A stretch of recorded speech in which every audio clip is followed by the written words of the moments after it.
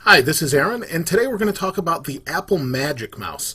Now, I have been using a BlueTrack Explorer mouse for some time, and it's a pretty large mouse. I really do like it, and I had been debating buying the Magic Mouse. In fact, I asked some of you, what do you think? Should I get the Magic Mouse? A lot of you said no, and so I didn't, and I waited, and ended up buying it discount from one of those discount websites. It had a little bit of scratches on it, but it was a decent price, so I figured I'd pick it up, try it out, and maybe share that with you. So my experience overall has been pretty positive. The Magic Mouse is definitely sleek and very thin, and you can see maybe right here how small it really is. The Magic Mouse is very low profile compared to the Explorer BlueTrack mouse that I've been using. You can see my hand actually rests really comfortably on top of it and works pretty good. And the mouse I've been happy with. However, I really want to try out some of the gestures on the Magic Mouse and see how it works. And I'm glad I did, because OS X, or I want to say Snow Lion, OS X Lion actually incorporates some gestures that allow you to do some different things within the UI that I'm pretty glad I got it for, to try it out when it does come out. So the mouse, I'm not going to do any unboxing since most of you have probably seen this by now, but just want to give you my take, since I really do like different mouses, or whatever you want to call them. I've gone through quite a bit. I probably have at home right now 5 or 6, just because I like to try out different ones. So no back forward buttons, but you can use your 2 fingers to sweep back, sweep forward, and it has a decent response, and is a replacement for the back and forward buttons on something like this BlueTrack mouse. The mouse itself tracks pretty nicely. Now, I know people have complained, but first let me show you ergonomically about it, and then we'll go on to tracking and things like that.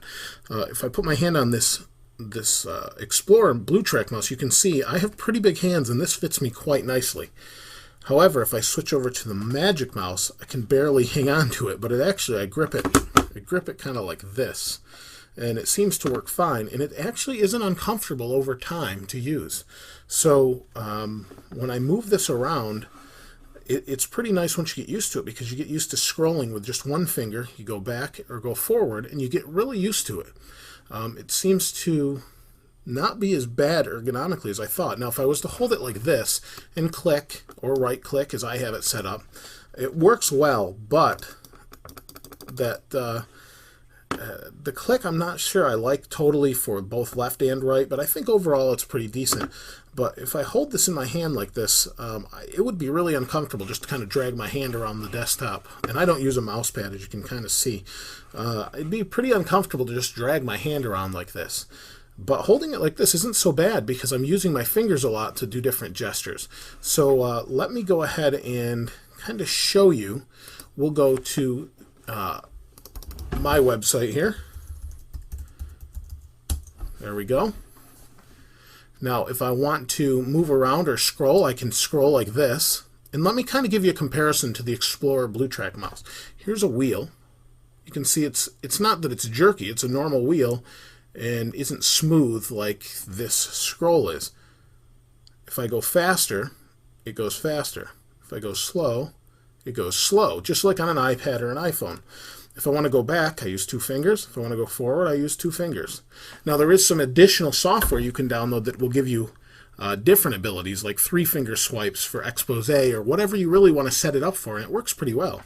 But I'm just not using it at this time. It's set to default. Now, as far as tracking goes, let me kind of give you an example. So here's, let's see if I can move it to the B to try to give you an idea.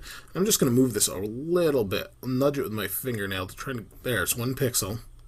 Let me try and do the same with the, to me, I know people have complained about this laser on here, but at least this surface that I'm using it on, I really have no tracking problems whatsoever, and I have it tracked the exact same as the Explorer BlueTrack mouse. I don't have an issue whatsoever. It seems to work good back and forth. The scroll has always been responsive, and I know initially a lot of people had connection problems with Bluetooth as it connects over Bluetooth. This is actually a USB key fob, as you can kind of see in here. I don't have any issues connection-wise. I know others have. I haven't had one, actually. So I've only had it for a couple weeks, but I have been using it regularly, and I think it works really well. And should be nice when Lion comes out. But I just kind of want to show you that, you know, some people may not like it, but you really need to try it and give it more than a couple days to get used to it. I've actually found myself trying to go back to this mouse, and it actually feels foreign now compared to the Magic Mouse. Now, I haven't used this for, say, like an 8-hour shift at work or anything like that, and that might be very tiring over time if you're doing a lot of point and click. So you may want to keep your old mouse handy, but it's worth checking out, and if you don't like it, you could always sell it on, you know, eBay or Craigslist or whatever, and probably get a decent amount for it. But just wanted to give you my take. If you have any questions or anything else you'd like to see, definitely feel free to message me, as I talked to quite a few of you lately online, and hope to see more of you. This is Aaron. Thanks for watching. Please subscribe and comment. I'll see you next time.